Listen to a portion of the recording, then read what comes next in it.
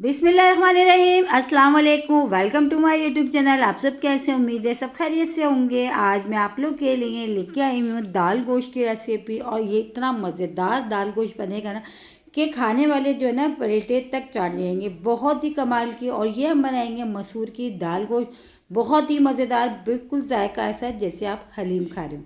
तो चले बनाना शुरू करते हैं। तो सबसे पहले हमने शामिल करा है पतीले में ऑयल। ऑयल हमने डाल दिया, ऑयल अच्छा सा गर्म हो जाएगा तो इसमें हम शामिल करेंगे एक बड़े साइज़ की प्याज, जिसको मैंने बारीक बारीक स्लाइस करा था, वो शामिल कर दूँगी। ठीक है, प्याज को हमने डाल दिया। प्याज को हमने थोड़ी देर सॉफ्ट होने तक हमने इसको पकाना है। ठीक है, फिर उसके बाद हम जो है ना इसमें गोश्त ऐड करेंगे। ज़्यादा हमने इसको गोल्डन ब्राउन नहीं करना। दाल गोश्त ऐसी चीज़ है जो बहुत कम लोग बहुत अच्छा और मज़ेदार बनाते हैं। दाल गोश्त ऐसा होना चाहिए कि लगे कि दाल गोश्त कम और हलीम खा रहे हैं, इतना ज़बरदस्त उसका टेस्ट आता है, बहुत अच्छा सा। आज हम जो है दाल गोश्त की रेसिपी मैं आज आप लोग के साथ शेयर कर रही हूँ, लेकिन ये हम बना रहे हैं मसूर की दाल गोश्त, बहुत ही कमाल का। तो एक बार ज़रूर मेरे कहने से ट्राई करिएगा। तो बस प्याज जो है हमारी हो चुकी है डन। बस हमने इतनी ही करनी थी, ज़्यादा गोल्डन ब्राउन नहीं करना। अच्छा, मैंने जो गोश्त लिया है बीफ का आधे किलो, लेकिन वो मैंने लिया बग़ैर हड्डी का, क्योंकि हम बना रहे हैं थोड़ा सा घुटा हुआ दाल गोश्त। तो घुटे हुए दाल गोश्त में हड्डी वाला गोश्त हमने बिल्कुल भी नहीं डालना। 2 चमचे भर भर के मैंने अदरक लहसुन का पेस्ट मैंने इसमें शामिल कर दिया। अदरक लहसुन के पेस्ट के साथ प्याज के साथ हमने गोश्त को थोड़ी देर अच्छा सा भूनना है, जब तक कि इसका थोड़ा सा कलर चेंज नहीं हो जाता। ठीक है, बस देखें, इसको चम्मच चलाते हुए हमने अच्छा सा भून लिया है।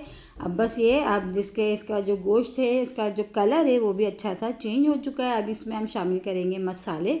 मसाले भी बहुत सिंपल, वही सब मसाले जो हमारे पास घर में किचन में मौजूद होते हैं। तो सबसे पहले हम शामिल करेंगे कुटी हुई लाल मिर्च। तो तकरीबन 1.5 खाने का चमचा मैंने इसमें शामिल कर दी कुटी हुई लाल मिर्च। आधा खाने का चमचा मैं इसमें शामिल कर दूंगी हल्दी पाउडर, ये चला गया।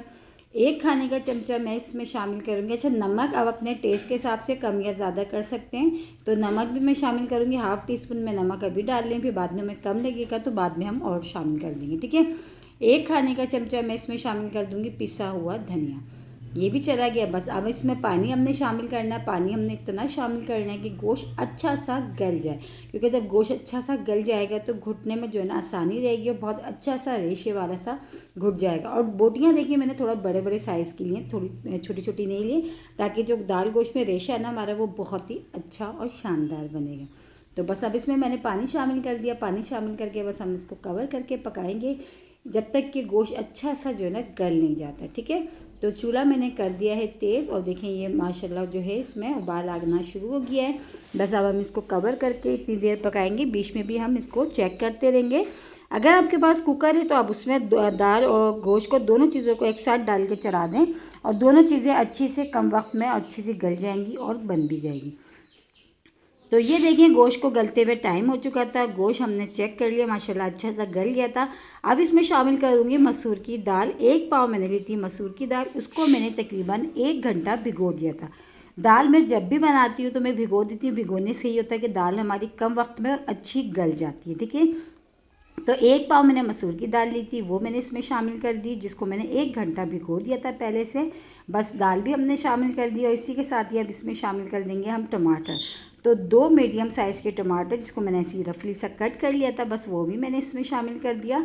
अब बस हम इसको थोड़ी देर पकाएंगे, क्योंकि दाल हमारी भीगी हुई है तो ज़्यादा टाइम नहीं दे लगेगा, दाल अच्छी से कम वक्त में गल जाएगी। बस टमाटर और दाल हमने डाल दी है। अब इसको हम जो है पकने देते हैं जब तक कि ये अच्छी सी, देखें ये पक नहीं जाती है। टमाटर को भी डाल के अच्छा से मैंने मिला लिया है। मिला के जो है ना बस अब हमने चूल्हा तेज़ कर दिया है। जैसे उबाल आएगा तो फिर हम इसको मीडियम आंच पे इसको गलने के लिए छोड़ देंगे दाल को। ठीक है, तो ये देखिए दाल को गलते हुए जो है मुश्किल से 10 मिनट हुए थे, क्योंकि हमने दाल भिगोई भी थी तो अच्छी सी ये गल गई थी। अब हमने क्या करना है, दाल घोटनी, जैसे कि ये हर घर में मौजूद होती है, इससे हमने करनी है इसकी घुटाई अच्छी सी। बस इस तरह टमाटर भी अच्छे से हमारे घुट जाएंगे, और जो बोटियाँ तो वैसे ही सॉफ्ट हो चुकी हैं वो भी अच्छी सी घुट जाएंगी। बहुत ही मज़ेदार सा आज मैं बना रही हूँ मसूर की दाल गोश्त। इसको आप चावल के साथ खाएं, चपाती के साथ खाएं, या वैसे ही चमचे से खाएं, बहुत मज़े का बनता है और बहुत जायकेदार भी बनता है। ठीक है। अच्छे से हमने देखें इससे घोटने से घुटाई इसकी कर ली है। अब दाल और जो है ना जो गोश्त है वो भी अच्छा सा घुट चुका है। अब इसमें मैंने थोड़ा सा पानी शामिल करा है क्योंकि थोड़ी सी मुझे गाढ़ी लग रही थी, तो अब अपने हिसाब से कर लीजिएगा जितना आपको गाढ़ी रखनी है दाल। ठीक है। 1 चमचा भर के हम शामिल करेंगे इसमें तकरीबन पिसा हुआ गरम मसाला।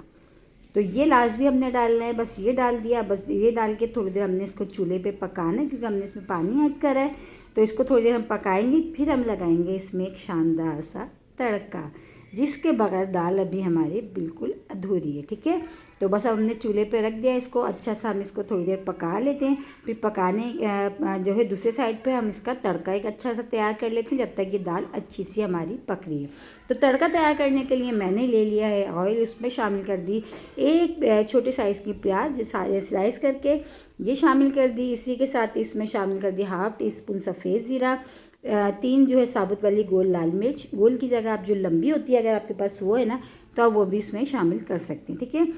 3 से 4 हरी मिर्चें जिनको मैंने एक 2-2 पीसेस कर लिया था, ये भी मैंने इसमें शामिल कर दी। बस हरी मिर्चें बहुत एहतियात से शामिल करिएगा क्योंकि जब हरी मिर्चें ऑयल में जाती हैं तो बहुत चटर पटर बोलती है, लेकिन हरी मिर्चों से टेस्ट बहुत अच्छा आता है। इस तरह बघार में डालें तो जिसको खानी हो दाल के साथ खाएं, बहुत मज़े का टेस्ट देती हैं। तो बस इसको अच्छा सा आप देखें प्याज हमारी गोल्डन सी हो गई है, बस थोड़ी सी हम इसको और फ्राई कर लेते हैं। बस ये तड़का हमारा जो है ना हो गया है रेडी, बहुत ही मज़ेदार सा। अच्छा, ये मैं ऑयल का तड़का लगा रही हूँ, अगर आप चाहें तो घी का भी लगा सकते हैं, कोई ऐसा मसला नहीं है। ठीक है। तो बस ये तड़का हमारा रेडी हो रहा है माशाल्लाह। प्याज भी हमारी अच्छी सी हो गई, गोल वाली लाल मिर्च, ज़ीरा और हरी मिर्चें हमने इसमें डाली हैं। बहुत ही मज़े का बनता है दाल गोश्त, कभी इस रेसिपी से आप बना के देखिएगा, इंशाल्लाह आप लोगों को पसंद आएगा। तो बस ये रेडी हो गया, इसको हम दाल में डाल देते हैं। और ये बहुत ही मज़ेदार सी मसूर की दाल गोश्त की रेसिपी, आज की जो रेसिपी ना यकीन जाने प्लेटें चटवा देगी, इतनी मज़ेदार ये बनेगी, खाने वाली जो है ना प्लेटें तक चाट लेंगे। अब इसमें हरा धनिया और पुदीना दोनों चीज़ें मैंने ली हैं। ठीक है। हरा धनिया और पुदीना कट करके रखा है मैंने, वो भी इसमें डाल दिया है। बिल्कुल देखिए माशाल्लाह ऐसे ही लग रहा है जैसे हलीम दाल गोश्त नहीं लग रहा। बस इसको अब हम कर लेते हैं डिश आउट। और इसी के साथ ही मेरे चैनल पर नए तो मेरे चैनल को लाइक करें, शेयर करें, सब्सक्राइब करें। कमेंट्स बॉक्स में ज़रूर बताइएगा कि आज की दाल गोश्त की रेसिपी आप लोग को कैसी लगी। और रेसिपी अच्छी लगी तो लाइक करना नहीं भूलिएगा, बहुत ही कमाल की बनती है। इसको सादी चावलों के साथ खाएं या चपाती के साथ, बहुत ही मज़ेदार से कि खाने वाले जो है ना प्लेटें तक चाट लेंगे। इंशाअल्लाह ताला कल फिर हाजिर होंगे एक रेसिपी के साथ। जब तक के लिए अल्लाह हाफिज़।